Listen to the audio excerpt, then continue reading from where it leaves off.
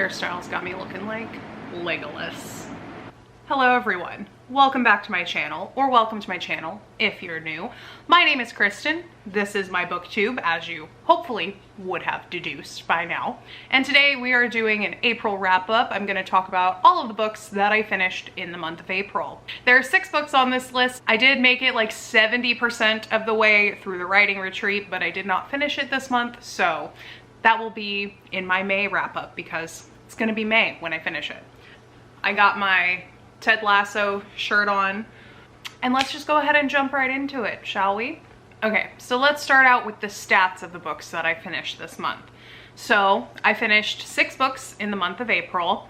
The moods of those 6 books were tense, mysterious, and dark, which, not surprising. If you don't already know, I am really into dark, creepy psychological thrillers. I'm into, you know, the suspense, the mystery, all of that stuff.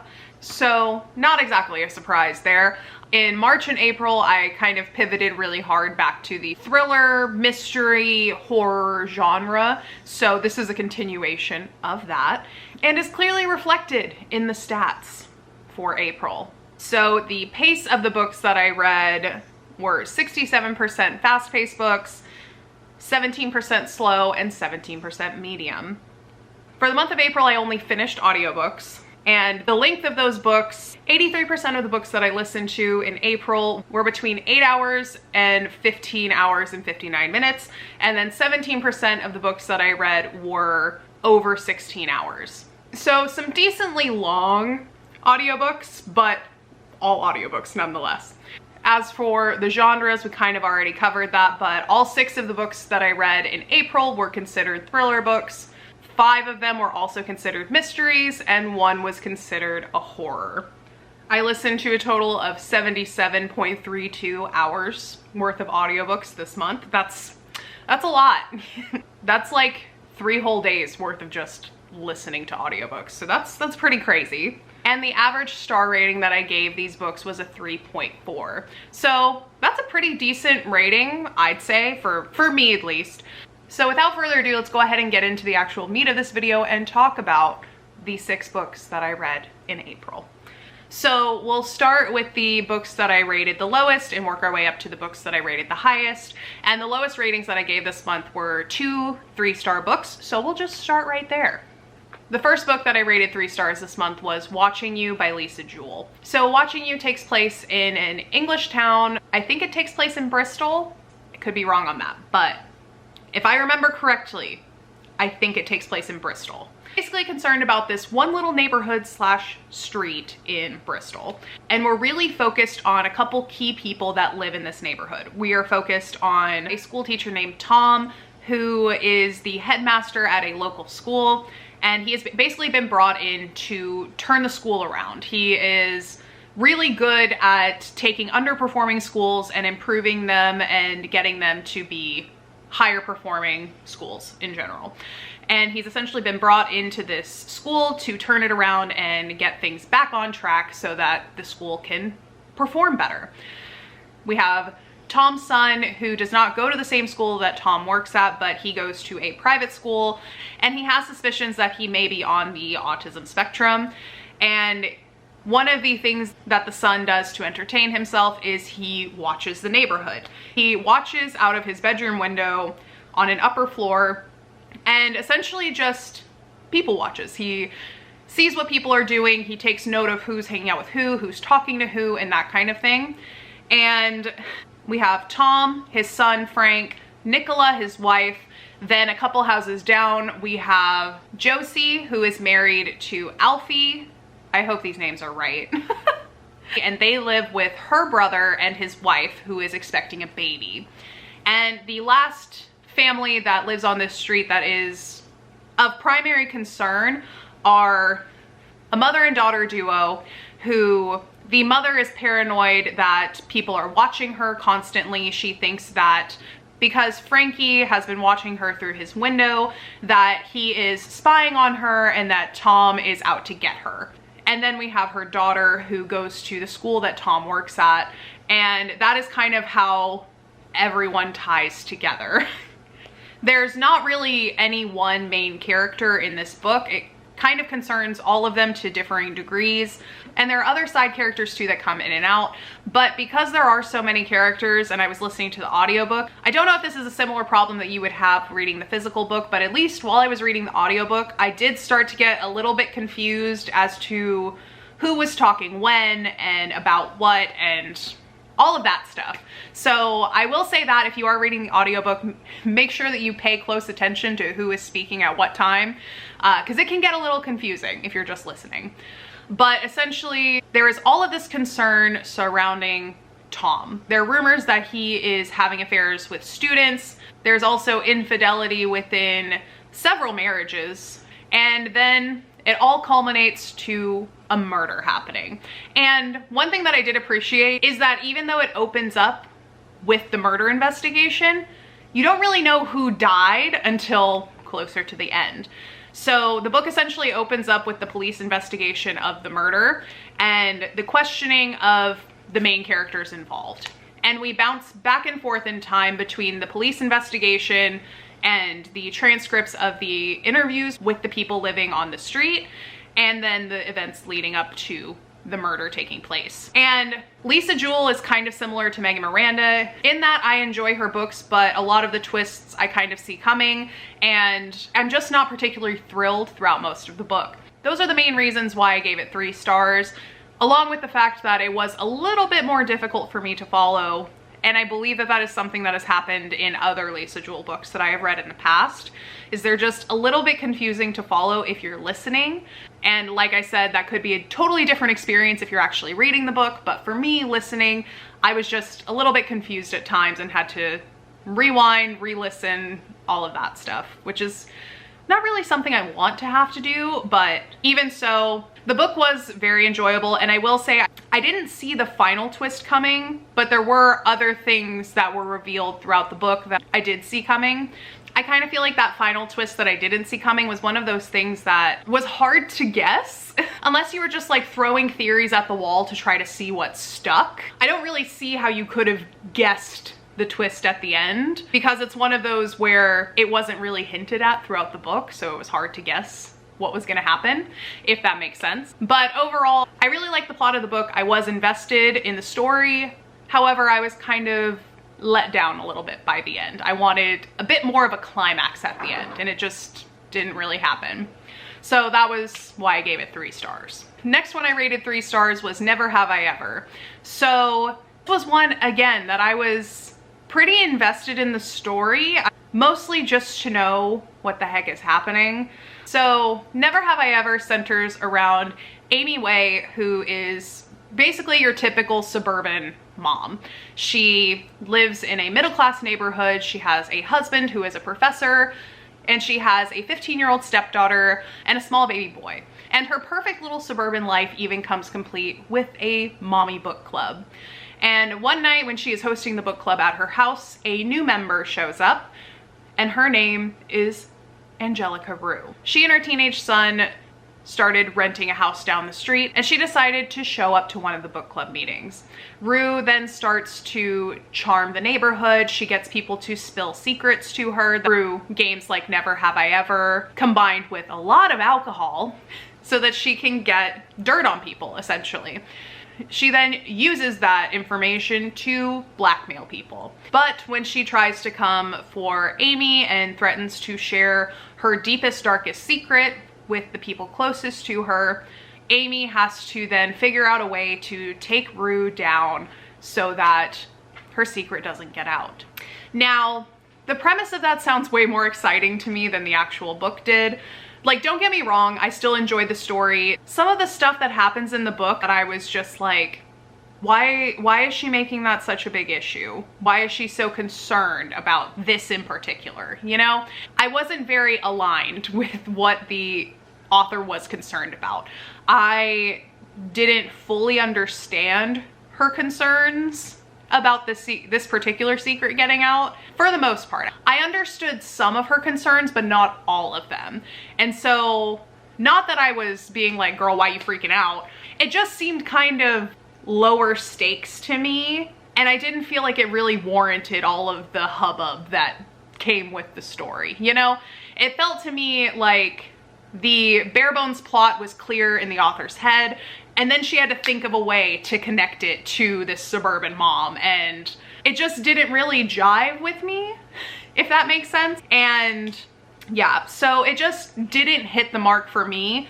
I thought it was decent writing, it was fun, and I did overall enjoy it, but it's definitely not one that I'm going to be thinking of a year from now or recommend to someone if they're looking for a thriller to read. I definitely didn't really see the twist at the end coming. There's so much going on with the hiding of identities and changing of names and all of that stuff that it was not super easy to guess what was going on. This was really one of those books that I kept reading more so because I just wanted to know what the heck was going on than anything else. It was fine, very middle of the road, so I gave it 3 stars. Next one is The Last House Guest by Megan Miranda. So I think I mentioned in previous videos that Megan Miranda books, they're fine. They're, you know, they're decent, they're fun, they're twisty, albeit in kind of a predictable way, in my opinion, but they're fun. And The Last House Guest is no exception to that. So the premise of this book is that the main character, Avery, when she is about 18, I believe, befriends a girl named Sadie, who is the daughter of one of the most influential families in this seaside coastal town in Maine. In this coastal town, as I think is the case with a lot of coastal towns in the Northeast, the big season is summer. That's when all the tourists come to the beach. That is when everyone is having, you know, parties, and the town is bustling. And it seems like a totally different town to the one that emerges when winter comes. And our main character, Avery, is a native to this seaside coastal town. She befriends a girl named Sadie at a party who happens to be the daughter of one of the most powerful and influential families in this coastal town. They own a bunch of property. They essentially are a family that invests in real estate around the area so that they can rent it out to tourists in the summertime. There's a whole host of issues with that alone, you know, the whole buying up property to lease it to people and essentially driving out the locals and people who would want to build houses there and live there full time. There's a whole host of issues with that. All of that aside, what happens in the plot of the book is one summer during their big year-end party that the Lohman family throws, the daughter, Sadie, goes missing, and she's eventually found in the water, and they presume that she committed suicide. A year later, pretty much to the day, Avery has been trying to come to terms with this.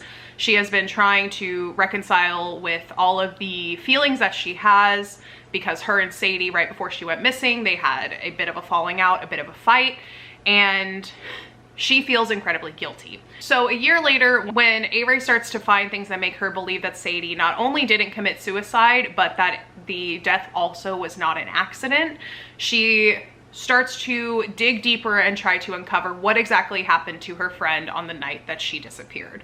And that's essentially what the whole book is about. There are other characters present, like her brother, her parents, local cops, people like that, friends, all of those kind of people. And we're essentially following along as Avery tries to untangle and figure out what happened to Sadie on the night that she disappeared. So, as I said, this one was good, it was fun, it was a little twisty, but I just was able to pretty much guess a lot of what happened. I didn't guess everything. I'm not going to say that, like, I completely knew what was happening and what the twists were, but I did guess a couple things right. I was correct. And because of that, it just wasn't all that thrilling for me. So I ended up giving this book a 3.25 out of 5 stars.